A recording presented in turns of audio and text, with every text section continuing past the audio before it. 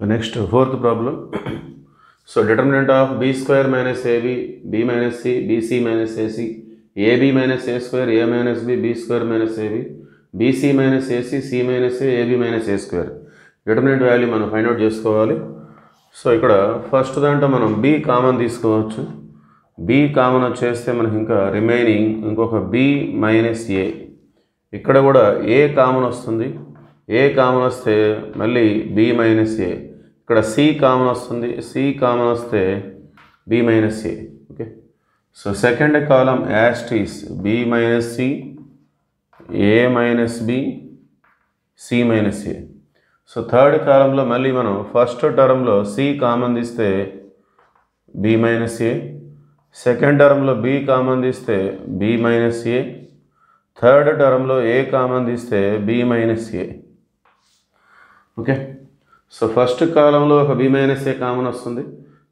Third కాలంలో ఒక b minus a common వస్తుంది.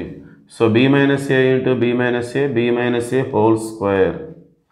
సో రిమైనింగ్ ఇది b a c. ఇక్కడ b minus c, a minus b, c minus a. ఇక్కడ c b a. Okay. So మనం ఈ రెండింటిని యాడ్ చేసుకుందాం. So c2 times to c2 plus c3. ఆ రెండింటిని యాడ్ చేసుకుంటే ఫర్దర్ ఈ విధంగా వస్తుంది b minus a whole square. Okay. So మనం ఫస్ట్ కాలం ఏం చేయట్లేదు, BAC యాస్టీస్ c2ని c3ని యాడ్ చేస్తున్నాం. c2 దగ్గర నోట్ చేస్తున్నాం.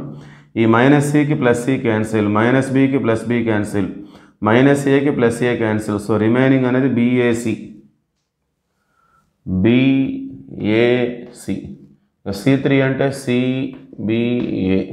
సో ఇక్కడ అబ్జర్వ్ చేస్తే two columns, first two columns అనేవి ఐడెంటికల్. ఒక డిటర్మినెంట్లో 2 rows కానీ 2 columns కానీ సేమ్ ఉంటే then it's determinant value is 0. Okay.